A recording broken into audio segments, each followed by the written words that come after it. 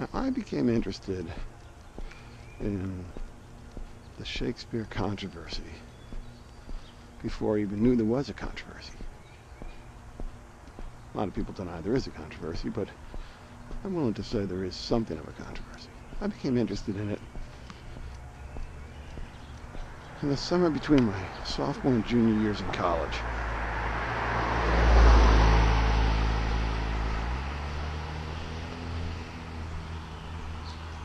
I spent the summer in England. I worked in this little sandwich shop called the Sphinx Sandwich Shop. And that was down Charing Cross area somewhere. Leicester Street sounds familiar. I don't remember exactly where it was. It was down around there somewhere. Not too far from the British Museum, the British Library. I'd work in the mornings, 7 to 3, something like that. In the afternoon, I'd often walk up to the British Museum, poke around. Okay, buddy.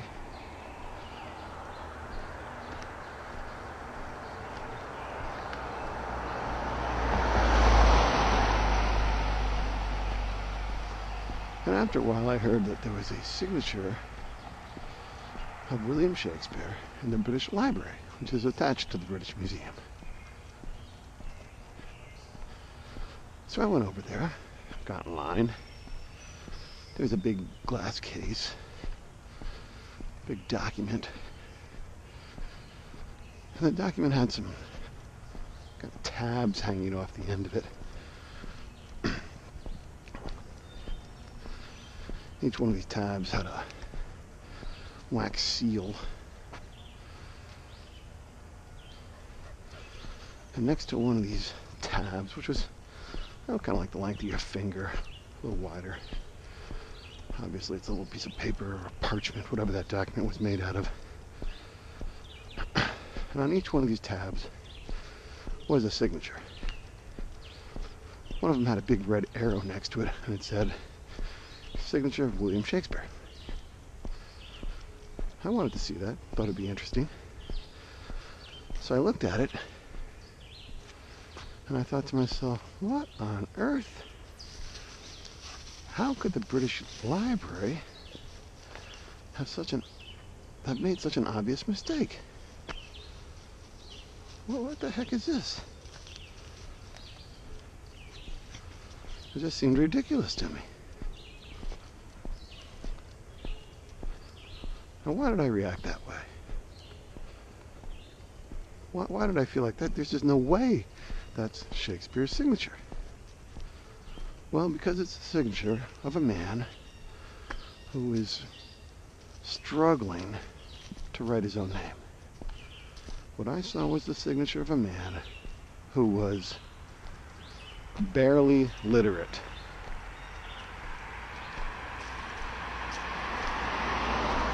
It was the signature of a guy who was barely above making an X for his mark. It just didn't look like a guy who was very comfortable holding a pen, who was very comfortable forming the letters of his name. He was struggling to spell his name correctly. I'm not sure that he even did. And that little seed of doubt grew into something, because I thought, there's just something wrong here. Surely the man who wrote Hamlet knows how to write. Surely the author of Macbeth can spell his own name. I mean, isn't that fundamental?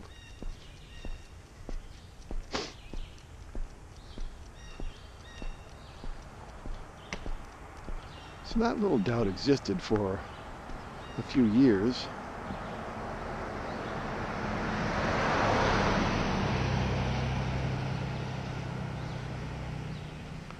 Until I heard people speaking, or someone speaking, that actually there was some doubt about the authorship of Shakespeare's plays.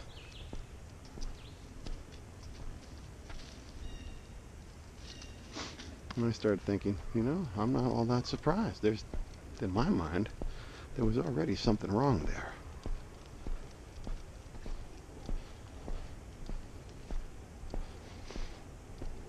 I heard a man speaking about Edward de Vere, the Earl of Oxford, and I thought, well, that's plausible to me, because if I read the plays of Shakespeare,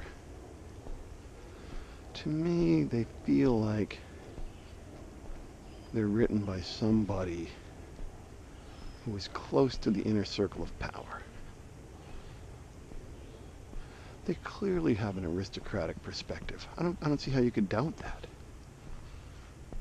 Writers write what they know about.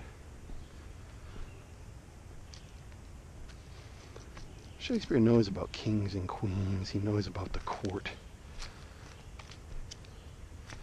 He knows what people say behind the scenes, how they behave. He's very comfortable in that world. He's not nearly as comfortable when it comes to dealing with the common folks. They're usually buffoons, idiots, the butts of jokes. They have names like Bottom.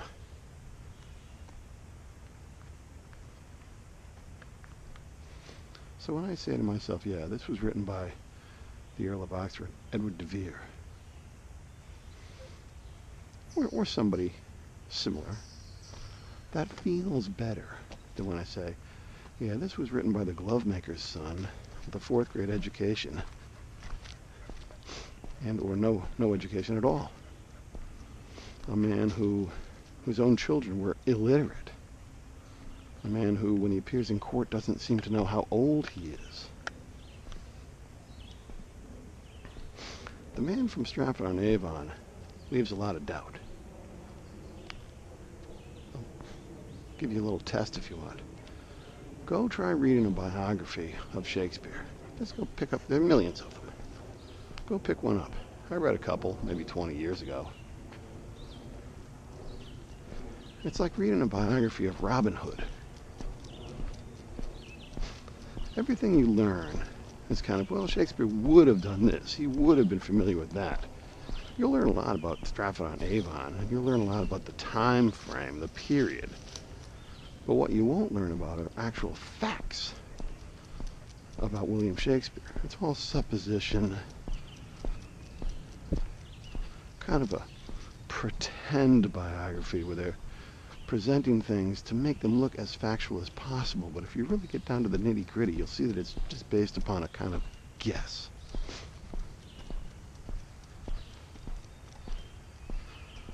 Yeah, Robin Hood would have been familiar with Sherwood Forest. Robin Hood would have had dealings with the sheriff of Nottingham.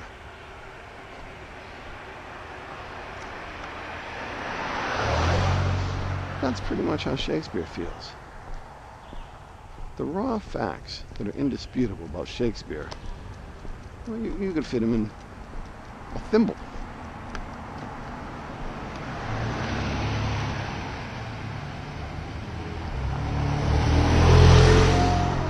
He's born.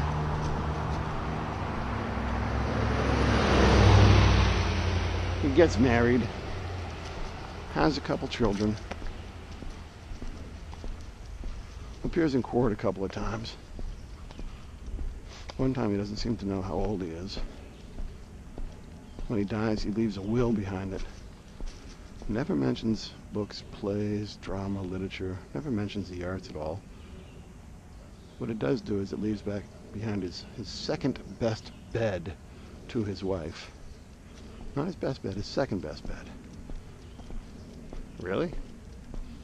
The man who wrote Hamlet, upon his death, is most concerned with where his second best bed goes? You gotta be kidding me. These aren't the same people. They're not the same people.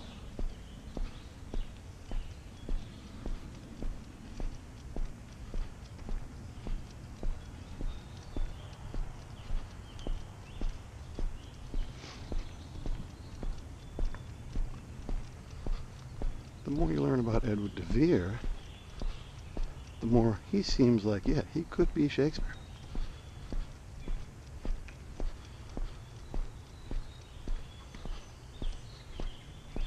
He speaks lots of foreign languages, for example. highly educated, been to Oxford, had law training. Maybe it was Cambridge, I forget what college he went to.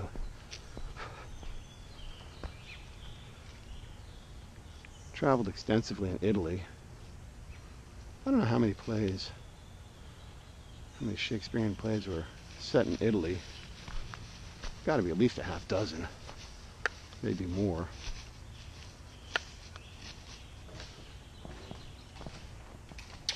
Well, that's interesting. Huh. A dead tree. Down comes a branch.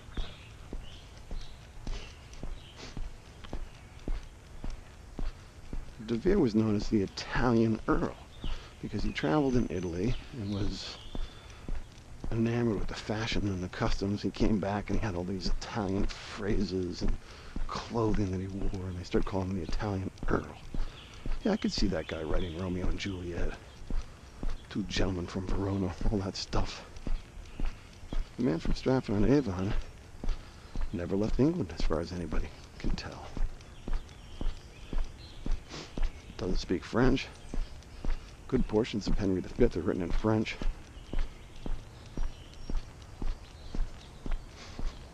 How does he know the language? De Vere knows it. Been there too.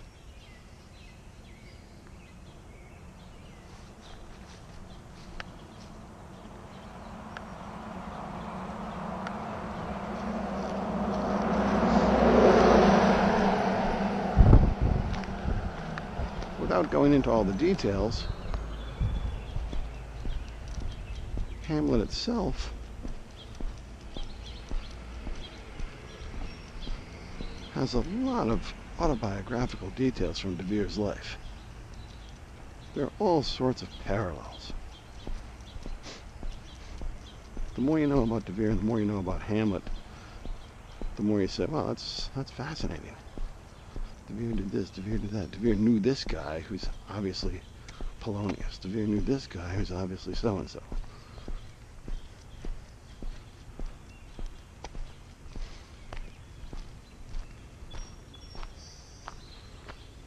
So I'm a bit of a De Vereist. I don't go all in, like I said, because there is the problem of the existing De Vere literature. Stay there.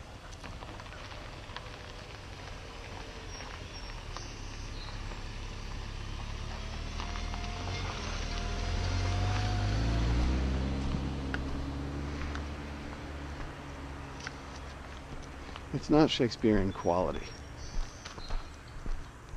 And if you were to say that De Vere wrote the works of Shakespeare, you either have to come up with a really solid reason for that discrepancy, or you have to come up with some alternative theory. Like maybe De Vere wrote the plays,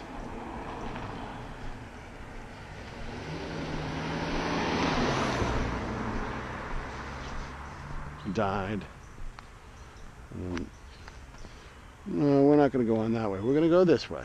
We're going to go this way. Come on. And then someone else or others recognized that there was real quality there, but then worked on them further and refined them, added to them. That's a bit radical. It's hard to think that there might have been a bunch of people who actually wrote the works of Shakespeare, but there's something going on there. There's something going on there. Really, the only thing you can say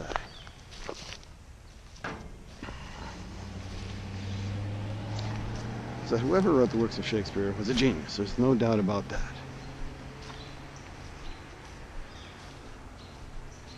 So if you take the man from Stratford-on-Avon, you say, hey, he was a genius. Okay, I can see that. He's a genius. He has abilities that others don't have. But there's a limit to genius, too. You have to know some things.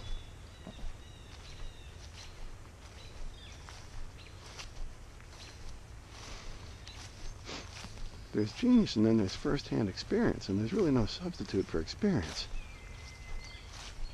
I simply find it hard to believe that that person knows so much about so many things that are outside of his realm.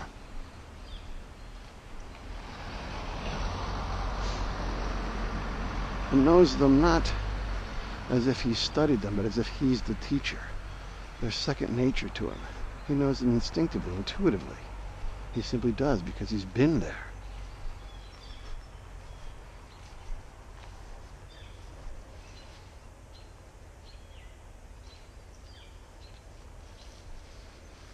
So I think it's interesting if you ever want to look into that issue. Edward de Vere, the most famous writer of all time, writing under the name of William Shakespeare. It's possible, or some portion of that theory is possible. See you later.